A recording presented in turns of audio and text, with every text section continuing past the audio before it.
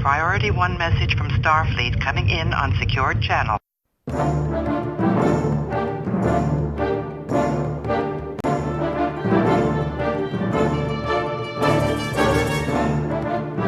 You are listening to the TrekRanks podcast, a member of the Tricorder Transmissions Podcast Network.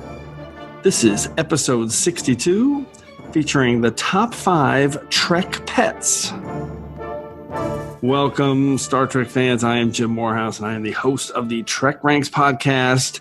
And tonight, we're doing a topic that we've been talking about here at TrekRanks for a long time. It's our top 5 Trek pets. That's right. It's a show all about our cuddly 4-legged friends, or maybe 8 legs, or maybe they have wings. Who knows what people are going to pick. But we're excited about this topic because here at TrekRanks, we're huge animal lovers, huge. And one of the reasons we've targeted this show for release here in early August 2019 is to raise awareness for Clear the Shelters Day, which is on August 18th. And we're going to talk about more a little bit later, but Clear the Shelters Day is all about a big push in the rescue community to not shop for pets. And, you know, come on, people, adopt your pets. Don't shop and buy your pets. That's the worst. So Clear the Shelters Day is an adoption drive where basically like hundreds of shelters around the country are going to either greatly discount their operational fees for pet adoptions, and it's an awesome way to kind of focus on finding animals homes and trying to clear the shelters on August 18th.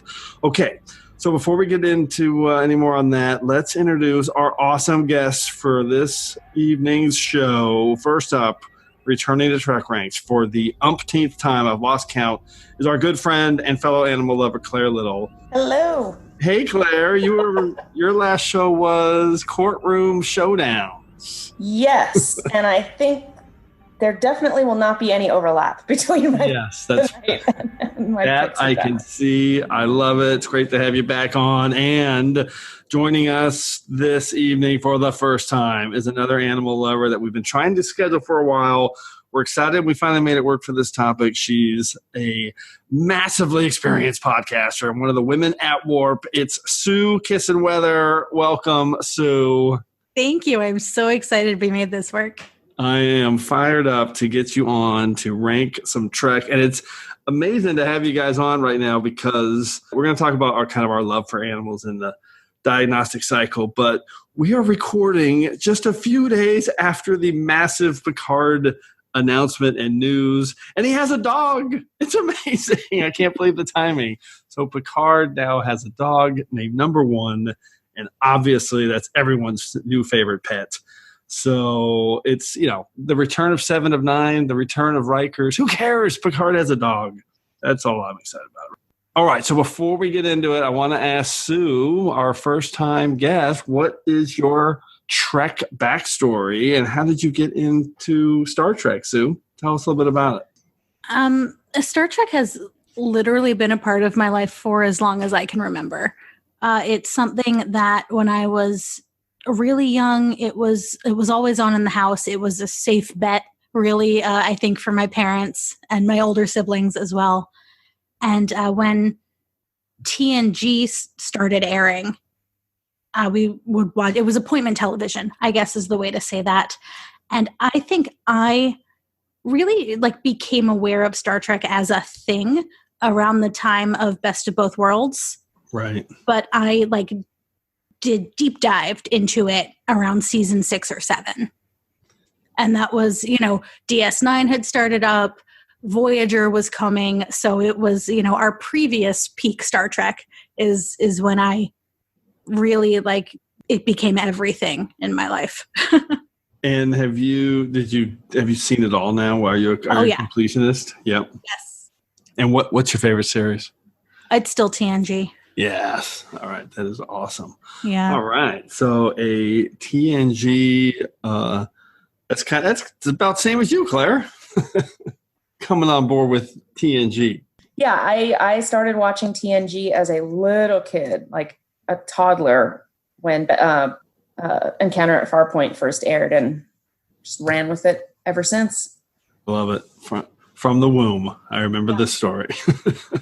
Basically. All right, let's head down to the Quadrant Petting Sanctuary and get this episode started with a quick TrekRanks recalibration. What are you recalibrating? Everything. It's a sweeping, a recalibration of all systems. As regular listeners will know, general order number one here at TrekRanks is that we love to rank Trek, and we do that with some deep dive topics just to get the conversation started so we can talk about Star Trek. But what is that Vulcan motto? Infinite diversity. In infinite combinations. And what is diversity? But a celebration of differences. And as T'Pol and Dr. Phlox like to remind us each week, our mantra here at TrekRanks is no wrong answers. TrekRanks is just basically a big old celebration of differences. Our show is about all the reasons we love Star Trek. We're not here to nitpick or to argue, but just to celebrate the greatness of Trek. We love it all, from TOS to TNG, straight through to Enterprise and the Kelvin timeline, and now Discovery as well. It's all fair game here on the TrekRanks podcast. Black alert. Black alert. And a quick reminder that Discovery spoilers are potentially in play. So with that in mind, we are current through season 2 of Discovery. And one more reminder that we use the term episodes. It's just a quick and easy shorthand, but the 13 films are always in play as well. Open hailing frequencies. Hailing frequencies open. On viewer. And you can find TrekRanks on the interface links at TrekRanks.com, and you can contact me directly on Twitter at TrekRanks or at Enterprise Extra. And you can also call and leave us a message with your own picks at 609-512-LLAP.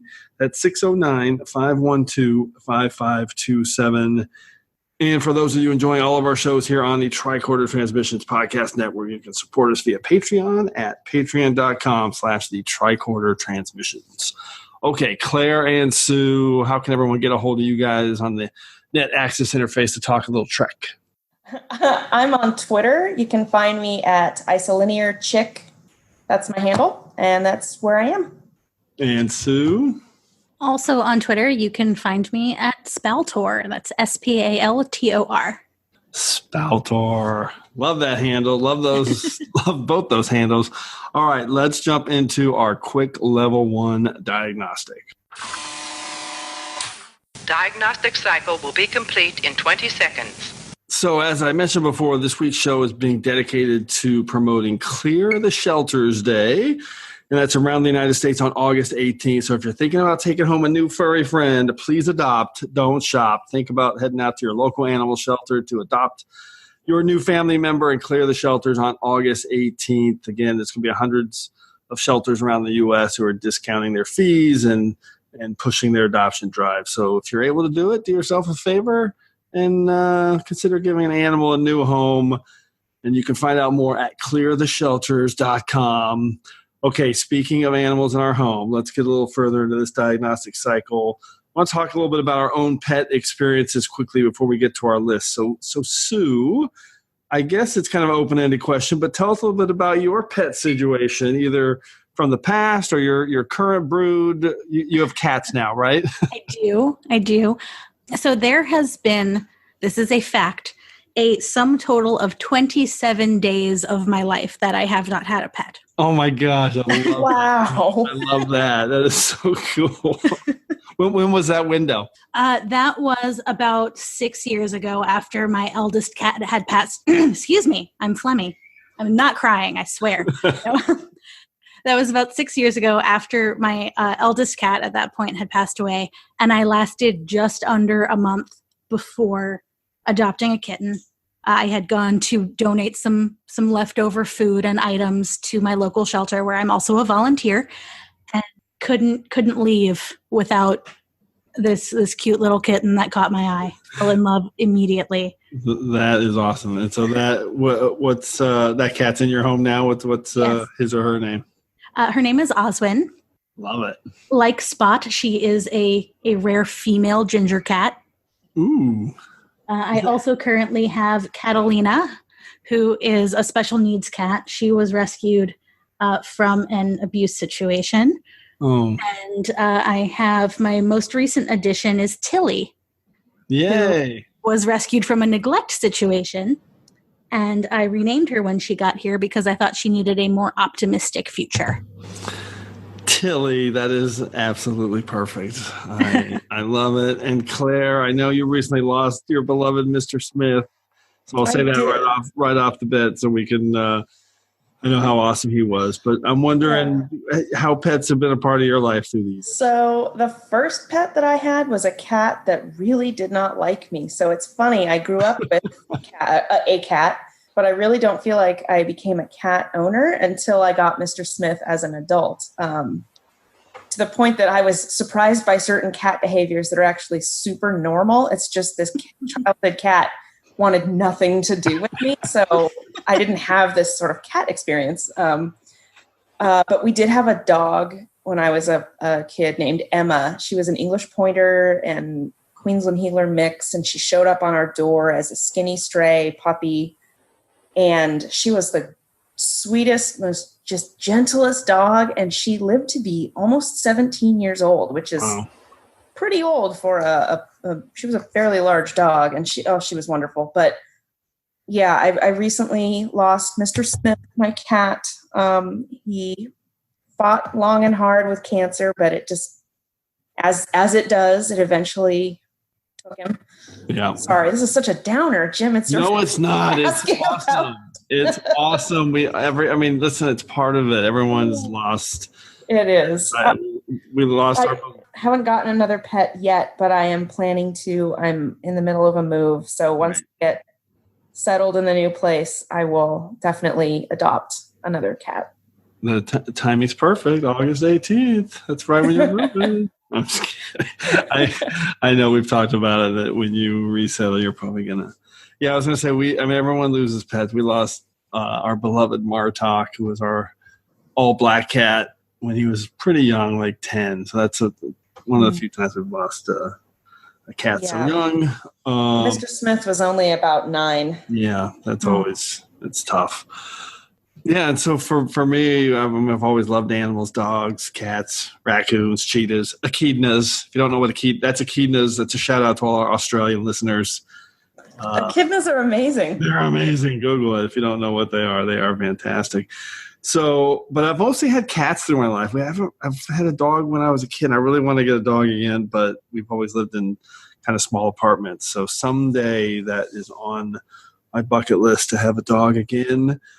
But I'm allergic to cats, but we've always had like 2 or 3 cats. And when I was a kid, I used to get like, it was like 6 shots a week. I'd have to go twice a week to get these shots from the doctor, just so I could have a cat, because I always loved animals, and I'm pretty good as long as I don't like rub my eyes or something after petting cats. It's the allergies don't really affect me. So, and we currently, let's see, I think all the cats I've owned are Zorro, Gizmo, which was my wife's cat, Baggio, Sir Bobby, Martok, Book, Guster, and now Lieutenant Gravy. And I love that we have a book. And normally I try to name my cats after Star Trek characters. And this time we have a new Star Trek character named Book. So I had the cat first, which I love, because they announced this week on Discovery there's going to be a new character named Cleveland Book, or Cleveland Booker. So, all right. Well, that was great. I loved hearing you guys' stories. And just one more clarification in the diagnostic cycle before we move on. The idea here is that we're going to be looking at pets. So we're not necessarily looking at spacefaring creatures or animals that we've seen in Trek, which is a topic that we are definitely going to do down the road. So if you want to choose Gumto from TNG, from the episode Tin Man, and you want to make a case why you think that he's Tam, or that Gumto is Tam Elbrum's pet, no problem. You can pick that, but we're trying to design this diagnostic cycle, this topic for actual Star Trek pets. Okay. I promise I did not choose Gumto. I know you've got some good pick stowed away. You always do. So, all right, let's jump into our Prime Directives to figure out exactly how we broke it all down. I do not concur with your captain's decision. She's following our Prime Directive. Define Prime Directive. All right, so Claire and Sue, Give us a feel for how you approach the topic. I'm just dying to hear kind of how you narrowed it down. So, Claire, how did you look at this thing? So I actually kept it pretty straightforward this time. I know I don't always do that. All of my picks are actual, I don't know how to say, when I say non-human, I mean like non-intelligent humanoid, whatever. They're all actual animals that are all, kept by another being. It sounds like I'm being really coy and I'm not. It's just like how. No, I mean, got a bunch of aliens around, so. You had me at you didn't pick Gomtu, so. No, yeah, I did not pick Gomtu. I didn't pick, I don't know. I actually did have a really wacky one, and I'll just tell you what it is now. I was going to pick Mirror Garrick in the chain and collar at the feet of Worf, but I didn't. That would have been a very, very Claire-like pick. I love it. Yeah, at least I mentioned it. All right. So, Sue, how about you? How did you try to narrow down your list? Well, doesn't somebody refer to Spock as Kirk's Vulcan pet? Oh, yeah. Yeah. Yeah. There is a reference to that. I didn't pick Spock. Don't worry. I feel like for me, some of my choices were, obviously going to come to the top of my list, but I tried to dig a little bit deeper in some cases and hopefully bring up some, if not some choices that are unusual, maybe some reasonings that would be unusual. Okay, I like that. So it's TrekRanks. So sometimes we get deep cuts, sometimes we get the big, broad, obvious picks, and I always say we did the top 5 data episodes, and no one picked Measure of a Man because everyone was going deep. So, so anything is possible on TrekRanks.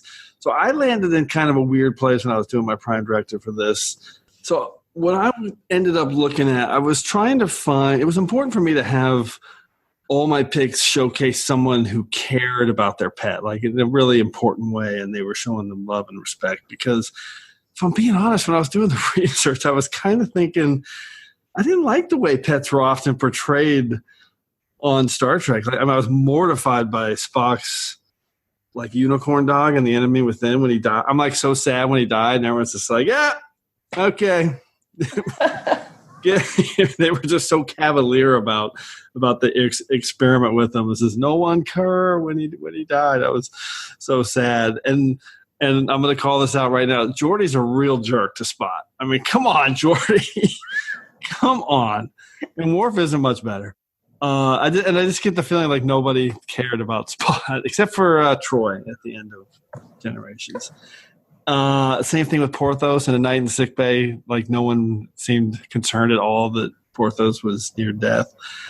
And yeah, it's just a bunch of little examples like that. It was just like, Urgh. So I ended up really trying to find pets that were beloved and cared for and appreciated, and that's where my list ended up. So, okay, let's do this. Third Ramaticon. It's time for the order of things.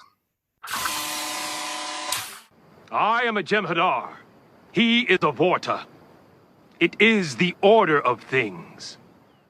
And as always, just a quick reminder on how we're going to go through the order of things. First, each of us will reveal our 5-word summary and a hashtag to tease our pick. Then we'll reveal our pet.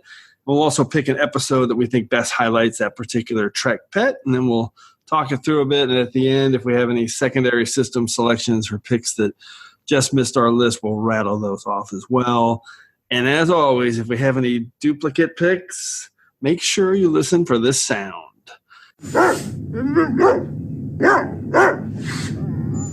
That's right. It's an Irish setter barking, but not just any Irish setter. It's Beverly Crusher from True Q. That's going to be our sound today for duplicates. It's not. I object. So that is what's happening.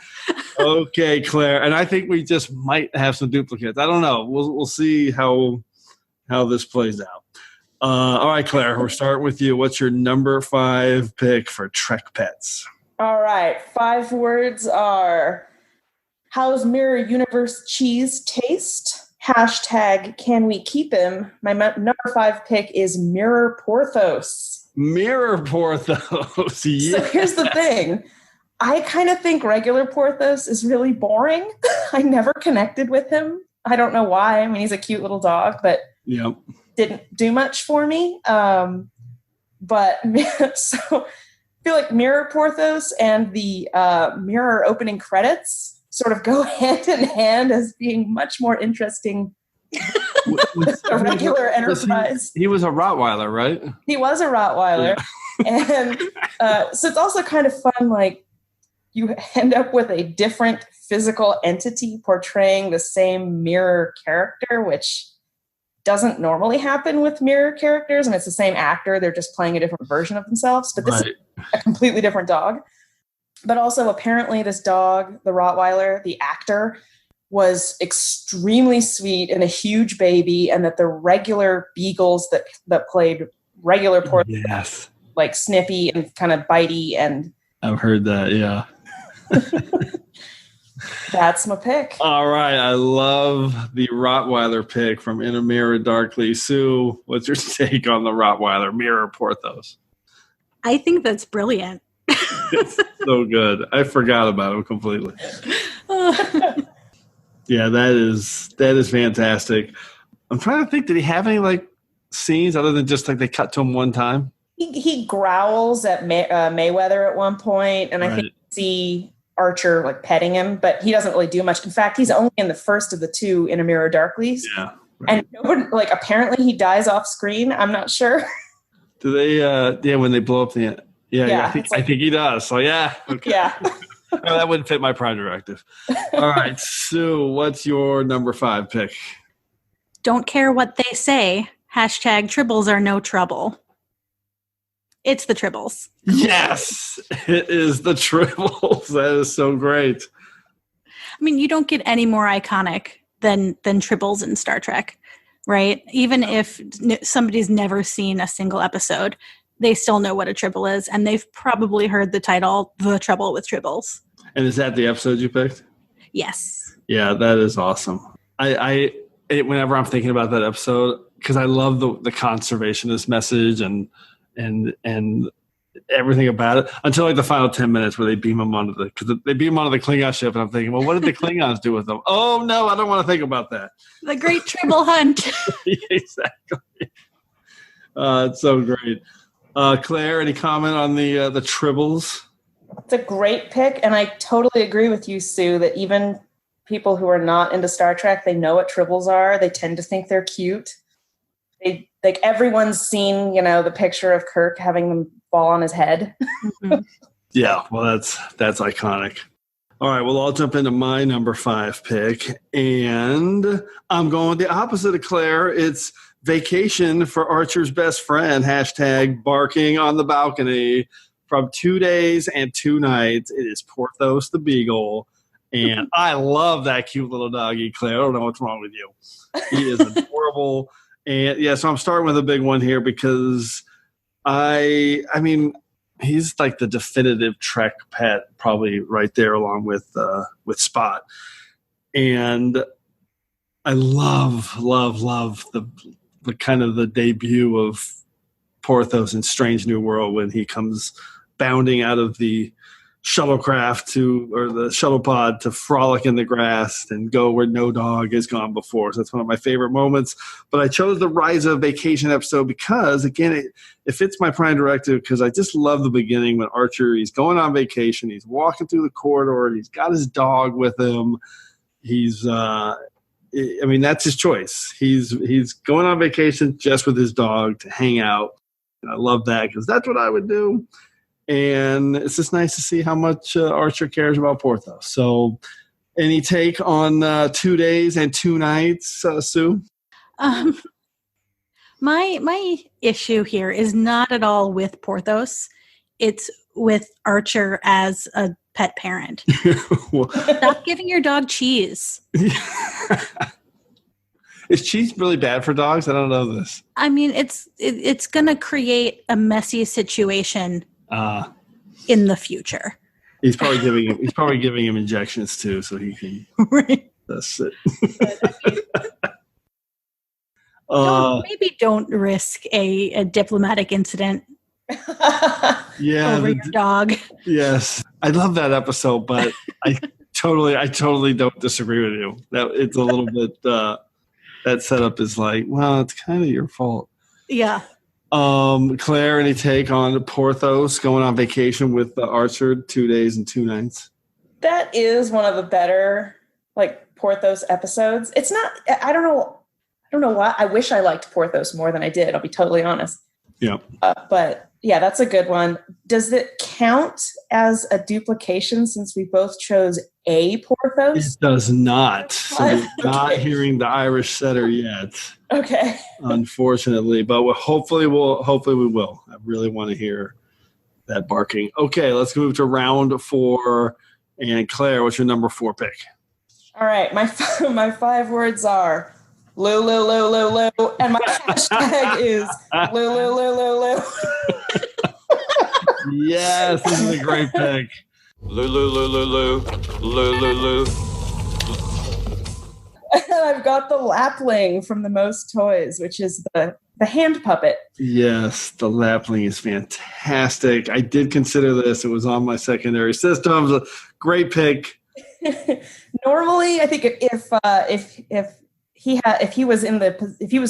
there was anyone else involved, I'd say he was more of a zoo animal than a pet. But Lou, Lou, Lou, Lou, Lou, Lou, Lou, Lou. Kivas Fajo definitely thinks of everyone who works with him and every possession he has as a possession or a pet. I was just going to say that he's clearly Kivas Fajo's pet. He owns him. But at the same time, that he sits like alone in that tiny little box in a room. Right. Well, this would never fit my prime. This would not fit my Prime Directive because it doesn't. He's all about it, and he treats him like bad for him. Yeah, it's terrible. I mean, Lou, Lou, Lou, Lou, Lou, Lou, Lou, Lou. When Kivas Fajo is showing him off to Data, again, the value is in the fact that he's the only one, not that he's a beloved family pet that we care about. No. Also, it's such a puppet, which is okay, but it's just very much a hand. I don't know what you're talking about. Yeah, no, it's very real. And Data's interaction with it is hilarious. It's a moment of levity in a really dark episode. And also, frankly, Data is a pet in that episode, too, from Kivas Fajo's perspective. Lou, Lou, Lou, Lou, Lou, Lou, Lou, Lou. That is true. Is it called a lapling? Is that the name of the species, or? Yes. I don't think I knew that. Okay. I will admit I did look it up before this. Is it lapling? Yeah. Yeah. Okay. Fascinating. All right, Sue, what's your take on the lapling from the Most Toys? Lou, Lou, Lou, Lou, Lou, Lou, Lou, Lou. I think that's another great and unexpected pick. I'm down for it. And I also love puppets. Yeah. It took great effort to bring you here. Oh, so great. All right, Sue, what's your number 4 pick? All right. The Enterprise may crash, but #Livingston survives. Yes. My number 4 pick is Livingston, Picard's fish. And the episode I chose for him is I, Borg. Oh, why is that? That is, even though, the crash is in the movies, that is the moment where we really have someone questioning Hugh, in fact, why do you have this? Why is this here? And we get a really good shot of this lionfish. And I think that is the point at which this fish is the most visible. Right. But I think it's a really brief thing, but it's a question of why do we keep other animals around that you can have a whole other discussion about. Yeah. Yeah, I sort of mirror in that episode because Picard accuses Geordi of turning Hugh into a pet by giving it a name. Oh, that's right. Yeah, that's a really good another good tie-in. I said before that Spot and Porthos are probably the 2 most iconic pets in Trek, but Livingston's right there too. Extremely well known and popular. And I love Livingston. I don't really kind of buy into why would he keep a fish contained like that? There's a bunch of thoughts there. So, Plus, it could be holographic. Who knows? So, for all we know. All right. Any other comments on Livingston's? I'd like to know where it goes during Chain of Command. Good point. Oh, because Jellicoe explicitly says, "Get those fish out of here." Got to fill the ready room with plants. Probably down to to the cetacean department where the dolphins. Yeah, the dolphins are like, finally, we get to play with our friend. Okay, don't keep dolphins in containment, people. It's brutal. Yeah. Okay, those are definitely holographic dolphins. That's definitely my headcanon. Okay. All right, my number 4 pick, and we have a duplicate. 5 words and a hashtag. Earthlings love those furry things. Hashtag adopt, don't shop, Uhura's first fuzzy friend. So my choice is Uhura's Tribble, specifically from the Trouble with Tribbles. So same as Sue, I love Uhura's reaction at the beginning of this episode, the first time the Tribbles show up, and actually throughout, whenever she's got a Tribble in her hands, she's like so happy and petting them and in love and feeling the love from the Tribble and even talking about it. So and even from the beginning, she doesn't end up buying the Tribble. She gets it gifted to her from Cyrano, who. So a nice little adopt, don't shop message right there. So I'll say this too. One of my favorite subtle acting moments in Trek history. Next time you watch Trouble with Tribbles, the scene where Kirk is strolling onto the bridge and all the Tribbles are there and he's starting to get a little bit annoyed. I love this moment. And Uhura's in the background this whole time, and she is smiling and holding her Tribble and just loving it. And kind of listening to Kirk out of the corner of her, watching him out of the corner of her eye and listening to him. And she starts realizing that he's getting kind of pissed. And right at the moment where he's got him in his hand and is about to go off, she quickly snaps back, pretends like she's working and acts surprised when he's all upset at the Tribbles. I love that moment. I love Uhura throughout this entire episode. And yeah, it's just the whole thing with the Tribbles we talked about a little bit before. It's just a great iconic part of Trek. All right, any further comments on the Tribbles, Claire or Sue? Well, I love how they get sort of expanded on in Trials and Tribulations. Those 2 episodes just dovetail so beautifully. Yes. Even more Tribble action. The great Tribble hunt, as you mentioned before. I'm waiting to see how they work this in with the short treks. Oh, yeah. Yeah, because, they seem to be, the previews that we've seen come out of San Diego seem to be jumping around in the, Discovery-ish timeline a little bit. Yep. So is this before the Enterprise encounters them in Trouble with Tribbles, or is it after? And what discovery has been made? So many questions. Yeah, and it looked like in one of the scenes they were eating somebody, but they don't have teeth. We know this. So who knows what's happening? But I am definitely intrigued by that short Trek tease of the Trouble with Edward is going to be the name of that episode. So looking forward to that one. All right, let's go to the soup round. Claire, what's your number 3 pick? Number 3, so my 5 words are, I thought you liked pets, hashtag found my best friend on the silk plant aisle. This is Lwaxana Troy's living plant. Oh my God, the vine, her vine, yes. Yes, her vine. From also on my secondary systems, fantastic. Yes. So this is another one of those delightfully campy moments. It's, by the way, this is the first episode that we ever meet Lwaxana Troi. Yep. And I cannot think of a more perfect introduction to her as an entire character than her, that entire sort of awkward dinner buffet banquet scene. Please continue. Bong. With, Loxana sitting next to this really stuffy, wet blanket mother-in-law. Yep. Or almost mother-in-law. And Loxana just sort of, oh, I thought you liked pets. And of course she has, what is clearly a silk plant from the craft store with a fire in it. It's just delightful. I love it. She never mentions it again. It never comes up again. It's just this like Loxana bringing the most passive aggressive and perfect accessory to a dinner party. That scene, this episode was in my TNG guilty pleasures, or maybe it was TNG underrated. I don't know. One of those old episodes we did in our back catalog, which you should totally check out.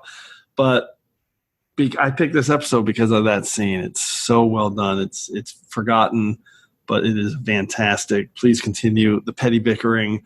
Sue, what's your take on Loxana Troy's vine pet from Haven? I wouldn't have even thought of that. I'm just so impressed with your picks.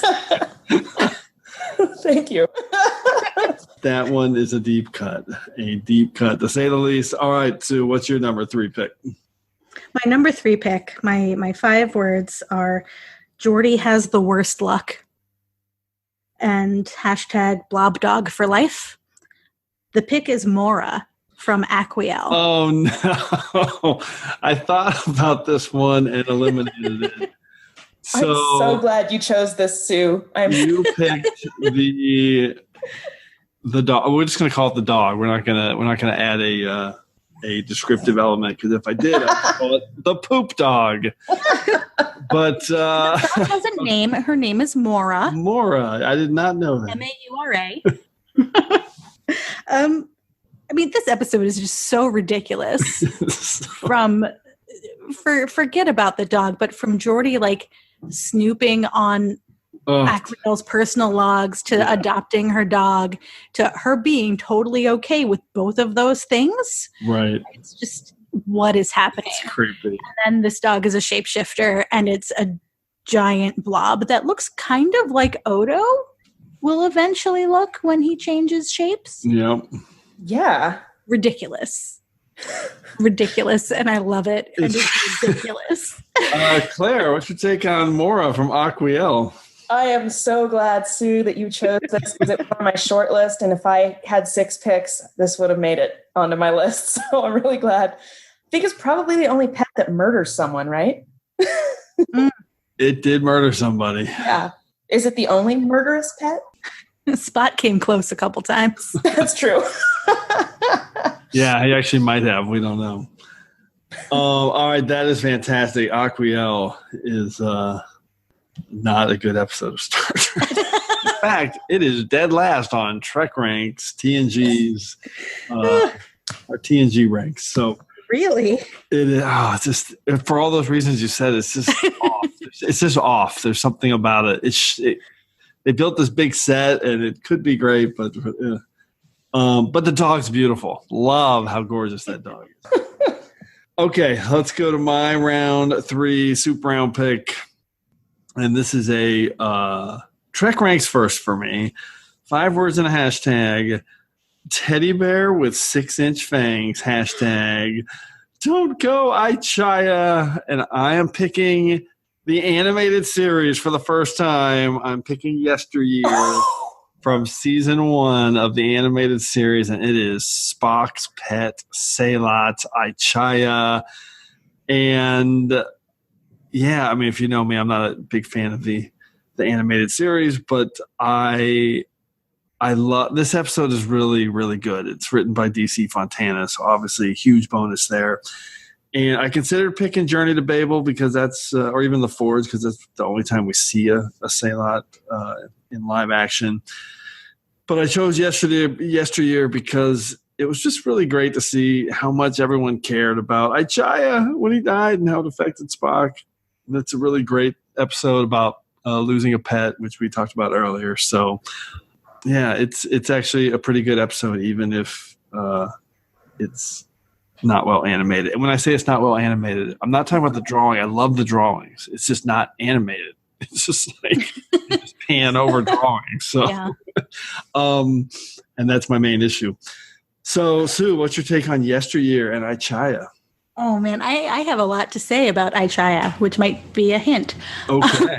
But to your point that they didn't shy away from dealing with the death of a pet. And that was something I remember having read that DC Fontana really wanted to deal with, especially for kids. Mm-hmm. Even though, this wasn't, the animated series wasn't aimed at children. It still aired on Saturday mornings, and they knew that more kids than normal would be watching it. And it's something they were concerned about, but wanted to treat with respect. And I think they did a really, really good job with it. And I think Yesteryear is one of the best animated series episodes. Yeah, for sure. And we can definitely talk about it again if it comes up. Claire, any quick take on Ichaya? I think it's so important that they chose Spock to be the character that they tell this story for, because, it's a really emotional topic, and, showing that Spock, not only his Vulcan self, but also just being an adult, that it's okay to mourn a pet, that it doesn't make you weak. It's not weird. Yep. It's extremely normal and healthy. Yep. That's perfect. That's exactly why it's so well done. Okay, let's go to round 2. Claire, what's your number 2 pick? My 5 words are best use of Q powers, #puppies. And to pick are Amanda's spectral puppies that she conjures in. Yes. I love those puppies. Yes. As a kid, I definitely remember watching this episode and really not being moved by any of the other arguments about why Amanda should accept and keep and use her Q powers. Saving people's lives, having control over the entire universe. I was like, yeah, whatever, yawn. You can make puppies whenever you want. Like, lady, keep the powers. That is so true. I love that moment. And I'm totally with you that it's like, why aren't you doing that all the time? Every time you come just back like they should just like float near her and just sort of like accompany her down halls. And then when they're in the way, you just banish them. Yep. I'm going to say they don't die. They just go to a pocket universe or something. I don't know. Warm and comfortable. And they have food and stuff. And then she brings them back. Sue, any take on Amanda Rogers' puppy farm? Oh, wait, not puppy farm. No. I didn't mean that. Her puppy brood. This is one that I considered as well. And I think that is an amazing superpower. Yes. That's like I love that you said that, Claire. That would be the number one reason to be a Q. Conjure puppies. All right, Sue, what's your round 2 pick? My round 2 pick, from Salots to time travel, #TAS deserves love. I chose Ichaya. Yes, Ichaya. All right, any specific reason you want to add to your Ichaya pick? So one of the things that put Ichaya so far up on my list, in addition to what we've already talked about, is the fan history that is part of this creation. Yeah. So this was, a passing thing that they mentioned in a TOS episode. And this is my jam, sorry. So prepare yourself. Yeah. In Spockanalia 5, which is a fanzine, issue 5, released in 1970, a fan named Lee Burwasser, I believe is how it's pronounced, wrote an article just called Concerning Salots, and did all of this research about what a creature that was sort of described like a teddy bear but had 6-inch fangs would have to look like and act like and be like. And when the team went to create the animation for Yesteryear, they looked to this fanzine article and they looked to the different fan art that had been published to create something that fans were expecting and that fans had already looked into, because Star Trek fans kind of pay attention to detail. That is awesome. I've never heard that story. So that was something that somebody did in the late 60s, early 70s. The fanzine was published in 1970. Yeah. Oh my God. That's amazing. That is so cool. And I love the animation on Ichaya. It's so good. That is really cool. I did not know that at all, Sue. Thank you so much. Yeah, that's a great piece of history. I want to actually look that up now. Yeah, I've heard that there was also a specific drawing in a zine that was basically used for the art for the animated series, but I could not find it. But my gut tells me I've seen it before. But I know for certain that they reference this article in Spockenalia 5. Right. That is so cool. And I will add, again, personally, one of my favorite things about Vulcan Trilogy, which obviously is near and dear and close to my heart, is that we get to see a Sailot in it. It's so cool that those episodes are the ones where we see a Sailot on screen outside of the animated series in live action Trek for the first time. Okay. Awesome. We have a second duplicate. I thought we might have some. We're putting Crusher as an Irish setter to work today. All right. I'm up next. I still object to that. I know. Oh, it's just so funny. But Q's such a jerk. Let's go to my number 2 pick, and 5 words and a hashtag. Her name is Hope, hashtag, and she loves cats. And that is the last line of the episode Pathfinder from Voyager. And yes, I'm picking Barclay's cat, Neelix. Yay! And I love this cat because, and again, this fits my Prime Directive perfectly. I love how much Barclay loves his cat. He's eaten, or he or she, I don't know, is eating Troy's ice cream, and no one's really getting upset. And when Barclay's sleeping and wakes up to sneak out and kind of break into the lab, Neelix is sleeping right on top of him, and he's like apologizing for disturbing him. I love that. I love that when Barclay's boss asks him to come over to kind of meet his sister-in-law. He's like, no, I can't. I was spending the night with Neelix. He loves cats, and it's awesome. And yeah, just so much respect for Neelix the cat, and it's just a great little connection to obviously Neelix the Talaxian. So everyone's favorite Delta Quadrant hedgehog. Sue, what's your take on Neelix the cat from Pat? Again, there's going to be a situation later because of that ice cream. Yeah. These are things you think about as a pet owner. You're a good pet parent, Sue. You are proving your how caring you are. I love it. No, Neelix is great, and I think in the grand tradition of naming your pets after Star Trek characters you admire, Barclay falls right in line. That is so true. I didn't even think of that. I was going to mention that it's so meta that you have one Star Trek character naming his pet after another Star Trek. Well, not character for him, but person. Oh my God, that is... Barclay is the Trekkie within the Trek universe. He totally is. I didn't even think of that. That's so good. So good. And he's a beautiful, fluffy white cat. Yeah. Really? Just got to be a lot of pressure. Well, hello. Neelix. Oh, he's not used to company. It's not polite to eat our guest food. If you're hungry, just say so. Deanna? Neelix. Neelix. That's an unusual name. Maybe we should introduce him to Data's cat, Spot. Okay, we are at round 1. I cannot wait to hear what these picks are. Claire, who's your top Trek pet? I just realized I didn't come up with 5 words for this pet, so I'm sorry. Ooh, on the fly. No, yeah. And this is such an obvious choice, but my hashtag is too many feline supplements. I have to pick Spot. Yay. But here's the thing. I'm not really picking the cat Spot for the cat's sake. I'm picking Spot because he creates so many wonderful moments for all the characters around him.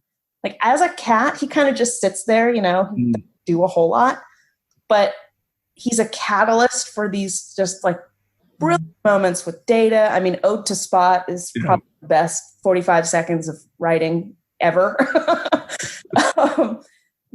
Down is good, up is no, all this reactions with Worf sneezing. It's, you're right that Geordi's not very nice to him at all. No, he's not. I feel like as a sort of a character who doesn't have much of a personality himself, which is kind of, he's honestly kind of a weird portrayal of a cat, because cats have a ton of personality, but Spot doesn't really. But he creates all these wonderful moments around him, and he's just so. And see, I'm saying he. That's another thing. His gender kept changing. Yep. Appearance changes. Sometimes he has kittens. Sometimes he's a he. Sometimes he's fluffy. Sometimes he's not. It's really sometimes he's an iguana. yeah, exactly. But so much to the character of Data. I love that summary, because that's pretty much why I didn't pick him, and I couldn't figure out why I didn't have that connection. But I love that you put him at the center of everything, because that is so true. And I love Spot, but it's kind of a weird portrayal of a cat. Yeah, he has like no personality. He doesn't do anything. Yeah, it's very, very interesting. What episode did you pick? Schisms, just because it's where Ode to Spot comes from. Yes. I love it. What's your take on Claire's pick of Spot, Sue? Well, I'll jump the gun. Yay! Just ask me. I'll recite #Ode to Spot. Yes. I love it. I do have it memorized, for the record. Oh, I love it. Just because. Okay, then continue from Felis catus. Is your taxonomic nomenclature an endothermic quadruped carnivorous by nature? Your visual, olfactory, and auditory senses contribute to your hunting skills and natural defenses. A tail is quite essential for your acrobatic talents. You would not be so agile if you lacked its counterbalance. And when not being utilized to aid in locomotion, it also serves to demonstrate the state of your emotion. I find myself intrigued by your subvocal oscillations, a singular development of cat communications that obviates a basic hedonistic predilection for a rhythmic stroking of your fur to demonstrate affection. Oh, Spot, the complex levels of behavior you display connote a fairly well-developed cognitive array, and though you are not sentient, Spot, and do not comprehend, I nonetheless consider you a true and valued friend. Oh my gosh. Applause. It's so great. And you are right. It's the 45 seconds, the best 45 seconds of Trek writing ever. It's beautiful. Ode to Spot is just perfection. Thank you, Brandon Braga. Love you for that. But it's also such a, you know what? A cat owner would absolutely write a poem to their cat. Yes, they would. I don't know what you're talking about. That's crazy, Claire. I'm actually convinced that Spot is two cats, because Data is not a good cat dad. So something happened to the first one, because especially when Spot goes from Fluffy to a short hair tabby, Spot also is referred to with male pronouns and then with female pronouns. Yeah. But as I mentioned before, that ginger female cats are rarer than male cats because genetics. But Data is also a bad cat dad because she's not spayed. Right. That's true. What are you doing? Oh, you're right. And apparently, none of the 12 male cats on board are neutered. Oh my God, the inside of the Enterprise D smells like cat pee. No. So, this is me as a TNR certified rescue person being mad about it, but spaying and neutering your cats helps prevent uterine infections and tumors and different types of cancer. It keeps them from running away. Mm-hmm. It keeps them from peeing on everything. Maybe in the future, in the 24th century, they're able to deal better with cancer in pets. Maybe they've dealt with some of the other issues that spaying and neutering prevents. But you're right now in the world, your animals live longer and healthier lives if they're spayed or neutered. So you should do that. Well, I was going to jump in and say this is the time to talk about everybody make sure you spay and neuter your pets. But I don't need to because Sue just did it in an expert style that I could never match. That's fantastic. And so, and whatever alternative they have in the 24th century, it doesn't address what most people think of as the primary reason to spay or neuter your pet, which is population control. Pregnancy. Yes, Yeah, of course. Sue, what episode did you pick? I picked Phantasms because this is where we get, tell him he is a good cat and a pretty cat. Yes. I will feed him. But also, blink and you'll miss it, in one of Data's dreams, Spot is just lounging in the captain's chair. Well, I was going to say that is one of the highlights. I've tweeted that before. It's just Spot sitting in the captain's chair. It's fantastic. I have to say, Spot's back feet in that scene when Worf is holding him and says, "Go feed him." Yeah. No offense to Worf or Michael Dorn, but you've been outacted by the back feet of a cat. Treat Spot with respect. I love it. Okay, let's close it out. My number one pick. I'm so glad no one else picked this. This is great. I thought it might show up. 5 words in a hashtag. Beloved by all and fluffy. Hashtag Molly, Miles, and Bilby. And it is Chester the cat from Deep Space Nine's Honor Among Thieves. Is my number one Trek pet. And I love the fact that I would never really label Chief O'Brien as a pet or a cat person. But I love that he takes Chester into his home with his family and takes care of him. And Chester's a great pet for Molly. And, of course, Chester's the cat, if everyone remembers the episode Honor Among Thieves. He's Bilby's cat, and Bilby's the gangster lead that O'Brien has infiltrated his gang. And Bilby loves his cat. He's talking to him all the time. He's telling people that's Chester's favorite chair. Don't sit in it, which I love when people do that because I hate when people say try to keep pets off their furniture. Have a seat. Not there.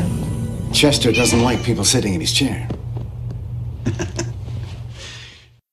And he's telling Chester what he thinks of Miles. Chester's not just a pet; he's part of Bilby's family, and I love that. And it's just a really important part of the episode. It shows their connection.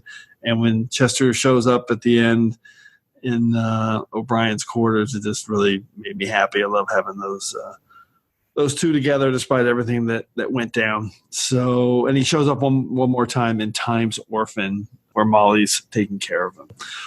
I love Honor Among Thieves. It's a great episode. And Chester is just a beautiful, fluffy gray cat. Claire, what's your take on Chester? I love it. I almost didn't. He was Chester's actually on my secondary list, along with another one of Chief O'Brien's pets. Yeah. Ooh, I know which one that is. Sue, any take on Chester? You remember him? I think you've hit the nail on the head. I once had a friend who is not a pet parent over at my place who actually said to me, "You let your cats on the furniture?" Yeah. You know what? They live here. You don't. Of course. Well, and logistically, you can't keep them off it. On the furniture, don't get a pet because what's the point? The furniture's here for them. Let's be real. Yeah. Exactly. All right. Chester the cat is my number one. All right. Let's rattle off some secondary systems picks. Claire, what do you got that you want to mention? So I did have Chief O'Brien's pet tarantula. Yep, I had that. Only mentioning because he named it Christine, and I just find that hilarious. I don't remember that part. That's from Realm of Fear in TNG. Yeah, and he never says, why, Chris, there's got to be a story behind that name, but we don't know what it is. I also had the dog from Aquael, which I've got listed here as Murderous Blob Dog. Yeah, accurate. Yeah. And then the, quote, Klingon Monster Dog, I just listed it because I like that is the title. That's the name of the dog, according to the Star Trek Encyclopedia and Memory Alpha, and I just thought that was a pretty awesome species. I never knew that. Klingon Monster Dog in The Search for Spock. Okay. Always thought it was a Targ. All right. Any more on your list, Claire? No. I tried to keep it fairly short. Okay. How about you, Sue? Any secondary systems picks you want to highlight? So there's obviously the unicorn dog. Yes. So sad. Alpha 177, right? Yeah, that's right. I had Worf's Targ, on my secondary list. Okay. Basically, I just love it when they take some fun fur and put it on an animal. Yes. And just all agree that it's now a space animal. Yes. So great. Or like the painted goats in Errand of Mercy. Which Thank you. Oh my God, I almost had those on my list and I forgot to put them down. Yes, the green goats. The green goats. Yep. But I also came very close to having Phlox's Pyrithian bat. Okay, I had the Pyrithian bat on my secondary systems too. The best part of that episode. I love that bat. It's beautiful. I love bats to begin with. But I didn't fit my Prime Directive because I don't think anyone really appreciated how great that bat is. Everyone was being kind of a jerk. And it's hard to know if the animals Phlox keeps are pets or specimens, really. Yeah, and he makes a point that he actually says, I had this on my list of another thing about the way pets are kind of portrayed sometimes in Trek, that they said Noblians don't keep pets. And they mentioned like they have like these lemur pets that they eat or something. But he also says at one point that he's not like that and he does like pets. So I don't know. I feel like he does care for them. He's concerned with their well-being, but they do also serve a purpose beyond companionship. And that's why the Targ got knocked off my list as well, because we learn in Klingon culture that there are domesticated Targs, sure, but they're also hunted and eaten for special ceremonies. I think they said that there are Targ hearts served at weddings. Yep. That was your like childhood pet. Yeah, good point. All right, I'll rattle off a few from my list. My toughest cuts were similar to Claire's Lapling pick. I picked, and he's not really a pet, which is why I didn't pick it, but Alexander's Gilvos creature from the New Ground, when he's kind of a specimen in the lab, like a rare creature. And I love it at the end because he's like, "You got to save the Gilvos," and Riker runs in and saves him, and he runs out holding the Gilvos. Makes me so happy every time. I would do the same thing. I'd run into a fire to save a Gilvos. And then I love Kestrel Troy's little doggy in Dark Page. He's so cute, even though he caused the death of Kestrel Troy. Sorry. But so the dog in Aquail isn't the only murder. Yes, not the only murder. I don't think Kestra's dog had intent, though. I don't think. I think you're right. Did or she, but it's a beautiful, cute Troy family dog. I also had a Sluggo from Enterprise, the slug that Hoshi cared for, and I like that one because I almost picked it because Hoshi is really concerned about the slug, and they realize we shouldn't have taken him. We need to take him back, and they return him to a planet surface. Love that. I had Miles Tarantula as well. I had Loxana's Pet Vine. I also had Kirk's horse in Generations, as well as Butler, his Great Dane dog from Generations as well. And my special shout out didn't get mentioned today because we only really saw a picture of her on screen, but it is Captain Janeway's dog, Molly, the Irish setter. I love that dog, and she gets mentioned a lot. But and she has puppies. And she has puppies. That's right. Yes. Spay and neuter your pets. Gosh, yes, exactly. That's another one. God. Come on, Mark.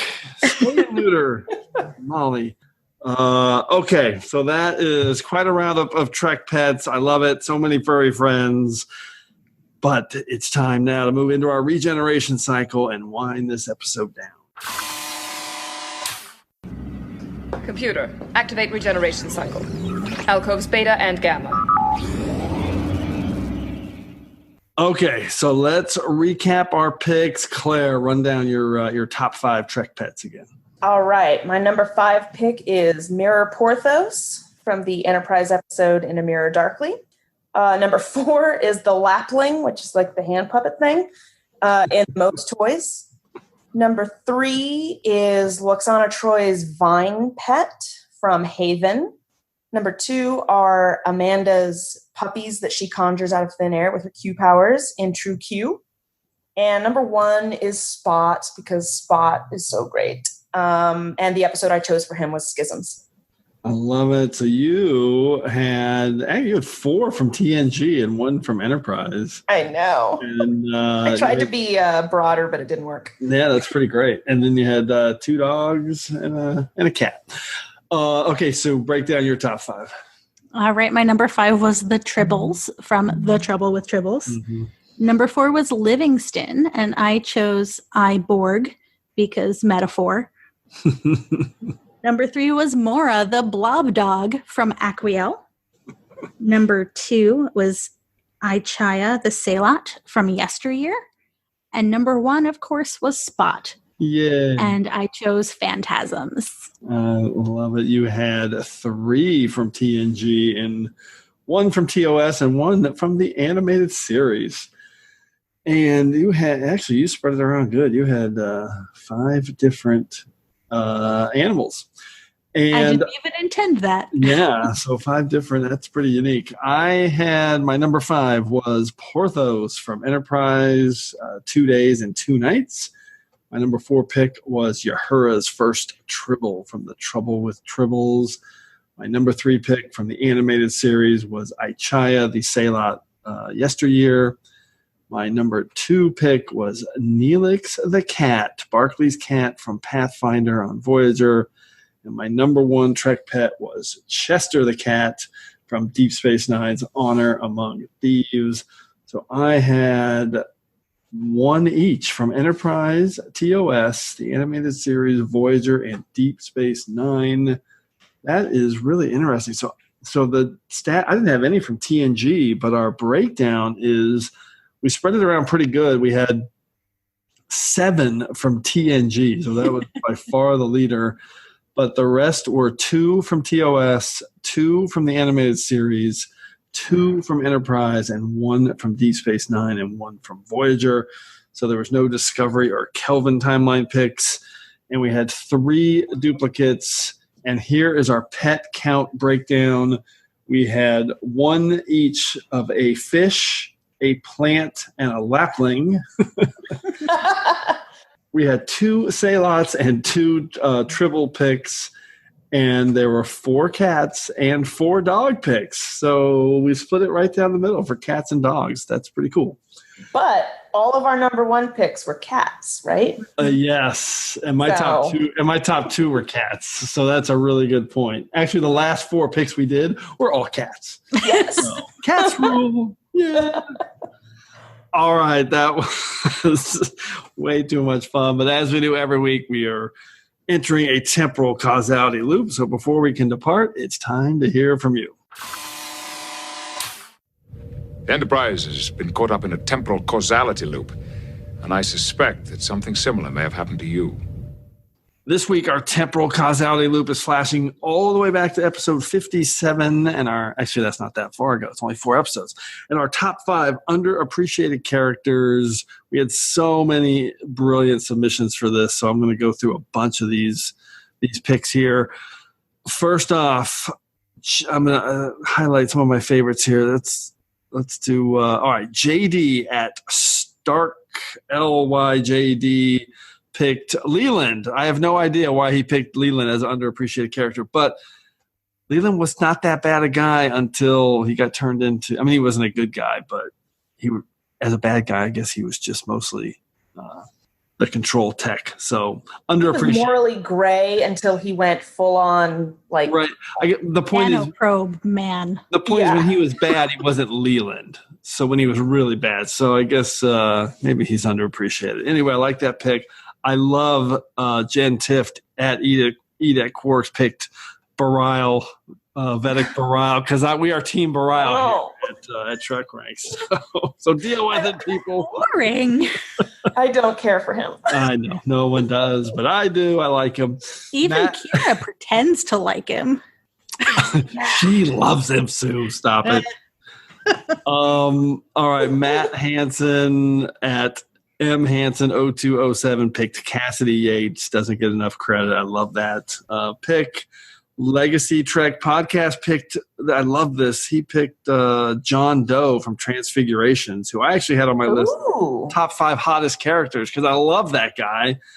And yeah, that his 5 words. He probably is one of the hottest characters once he becomes a being of pure light. Yeah, I knew you were going to say that. I find him attractive. I just like that. He's just such a cool dude. You like the melty face thing? I like him. I like his personality. Okay. 5 words and a hashtag was how Jordy got his groove back. Shuttlepod 2 picked Professor Gagan from Distant Origin. Totally underappreciated. Okay, now I'm going to rattle off a few quick full lists here from Trek Fan 4387, who we've had on the show many times. He had this list is just great. He had Broik, the waiter, in the background from Deep Space Nine, the Ferengi. Nice. Dr. Mabenga, who is totally underappreciated. He picked Sam Lavelle from Lower Decks, and he put Lost in the Gaze of Ceto, which I love. He picked Captain Terrell because obviously he was a hero at the end in terms of trying to fight off Khan and killing himself.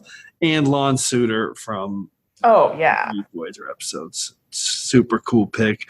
We have an all Voyager list from Patrick Hogarth at Packy92. He had Lon Suter, Lieutenant Stoddy from Caretaker, who is a great character. I wish she had survived. Ensign Samantha Wildman, Ensign Lindsay Ballard, and Lieutenant Joe Carey. So that's a pretty cool Voyager list. I have so many lists here because there's so many good ones. So I'm going to keep going. We had a list of 4 from Joshua Zeller at Madcap of Science. His 4 underappreciated characters were the female Q, Tara, the female Andorian, Dr. Solar, and Kalar, of course, all played by Susie Plaxton.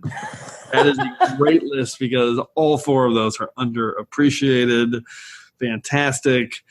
Our buddy Thad at Tyrannicus sent a list of Enterprise D first season engineers as underappreciated. He's got them all here. Leland T. Lynch, Argyle, Singh, McDougal, and Logan. These lists are killing me. They do get a bad rap. They kind of come across as grumps. They really do. They really do. And they're definitely underappreciated. Okay, one final amazing list with a full 5 words and a hashtag from Anakin Daenerys, who is at Manic Pixie Dane. And her number 5 was Tau Celeste. And I love that. Her 5 words and a hashtag. She even underappreciates herself. Hashtag Ship of Misfits. That is from Voyager's Good Shepherd. I love Tau Celeste. She had Philippa Lavoie, give me Star Trek Jag, hashtag Justice for Lavoie from, of course, TNG's Measure of a Man. Number 3, she had Erica Hernandez, More Than a Love Interest, hashtag Better Captain Than Archer. Wow, strong statement from Enterprise's Home. Her number 2 was Lita, Dabo Girls Deserve Your Respect, hashtag Finds Her Power. Deep Space Nine's Ferengi Love Songs was her episode. And I love this number 1 pick. It's T'Pel, Tuvok's wife. Her 5 words and a hashtag. Who even is she really? Hashtag Ask Me About My Headcanon. There's no episode because we only see faux versions of her on screen. So I would love to see more of Tuvok's wife, T'Pel. She does seem really interesting every time she pops up. Wow, that might be our longest temporal causality loop ever, but I think it was worth it for all those great underappreciated characters. So, as always, thanks everyone for sending your lists in and keep them coming. We want to hear from you. So put together your own list of top 5 Trek pets. Give us a call. Tell us your list. You can tweet me at TrekRanks or call us at the Tricorder Transmissions and leave us your own voicemail at 609-512-5527. That's 609-512-LLAP. Hopefully we'll hear from you so you can be featured on the next episode of Trek Ranks. And on the next episode of Trek Ranks, we will be recording a mammoth episode at the annual Star Trek Las Vegas convention. And because we're going to be at STLV, we're going to do our top 5 costumes in Trek history. It's a topic that I've been looking at doing for a while. I've been hesitant because it's kind of a really visual topic, but I think we're going to do a roundtable setting at STLV, and I think that's going to work for this topic. Hey, Book! There's Book! Top 5 Morehouse cats. All right, so I was gonna normally at this time I would ask both you guys to give me your picks, but Claire's gonna be part of that roundtable at STLV. So Sue, I'm gonna ask you, what's jumping out at you right now as a top 5 costume if you had to make a list really quick? Well, it's interesting since Women at Warp's panel at STLV is going to be, get this, ranking women's costumes in Star Trek. Are you kidding me? That is that's awesome. All right. That is hot off the press news right here. So that's not out there, right? Oh, this is going to air. Actually, I think I'm dropping this after STLV now that I think about it. Perfect. So don't worry about it. That was a great panel, Sue. I was there. It was fantastic. That is so cool. All right, well, then give us something that you would put on your list. Yeah, I mean, this one is rough because it depends on how you define top. Is it iconic? Is it best designed? Is it most comfortable? Is it most appropriate? That's why we have Prime Directives on Trek. Is it all of those things? But man, I think if I go for like iconic, I would pick Shauna, aka Lady Gaga. Oh yeah, the Triskelion. Yes. It is iconic. So good. I can't believe I never put Lady Gaga and her together. Really? Oh my gosh. I mean, it's so obvious, but I never put those together. Oh my God. It's a splitting image. Yeah. Amazing. All right. Well, that is great, Sue. I can't wait to see that panel. That's going to be awesome. Okay. All right. We're going to wrap it up here. And before we do, a huge thanks to Sue Kisenwether and Claire Little. That was fantastic. Appreciate your guys' love for animals and welcoming pets into your home. And hope you guys had fun. Any final Trek or pet thoughts before we go, Claire? Well, I can't wait to see what happens with number 1, Picard's dog. Yes. Would like to say, and I realize this is nitpicking and this is a no nitpicking zone. However, it's related to some of the stuff we already talked about. I'm going to cut this out. And why this dog, the actor dog, has cropped ears. There's a million reasons why that could be the case. This dog is probably a rescue. I get that. Yeah, there's bad people in the 24th century. That's what's bugging me. Why would they continue doing that in the 24th century? There's still bad people. Yeah, but I don't like to think about that. I know. I don't. Not I don't when it either, comes to mutilating a dog. But again, representation matters. So showcasing that and oh yeah, absolutely. I understand it from like every external perspective. And I will get over it. I'm not saying they should not have used that dog, but it's just my first thought when I saw the picture was, I'm sure Picard didn't do that, but whoever did, why are they doing that in the 24th century? Well, we know for a fact Picard didn't do it. Come on. All right. Sue, we'd like to follow that up with any final parting shots?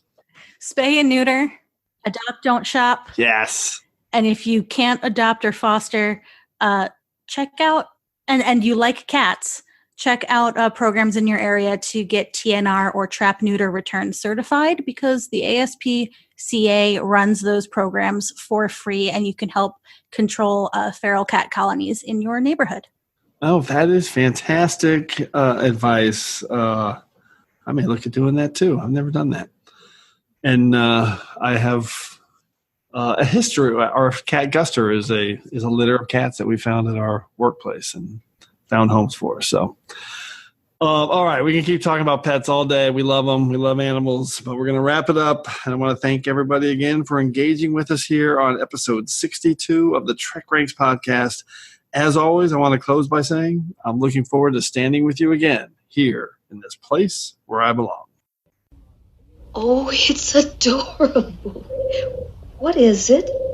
What is it? Why, lovely lady, it's a tribble. A tribble? Only the sweetest creature known to man. Except, and of course, your lovely self. Oh, it's purring. Listen, it's purring. It's only saying that it likes you.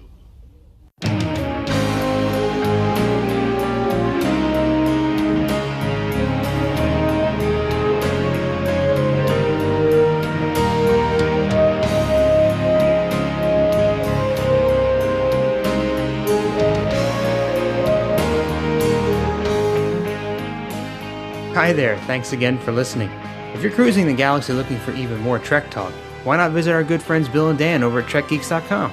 They've got a great podcast that covers a wide range of Star Trek topics, so you're sure to find something you'll love. And if you're in the mood for some awesome tunes, then you really need to head over to 5yearmission.net. The guys are writing a song for every episode of the original series, and each one is absolutely brilliant. So that's TrekGeeks.com and 5yearmission.net. Check them out today.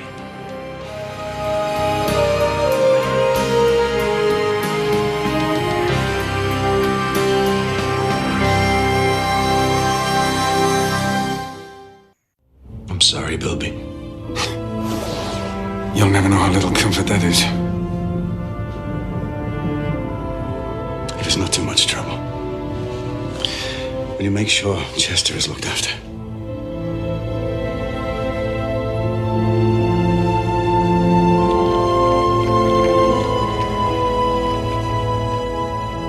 Be good.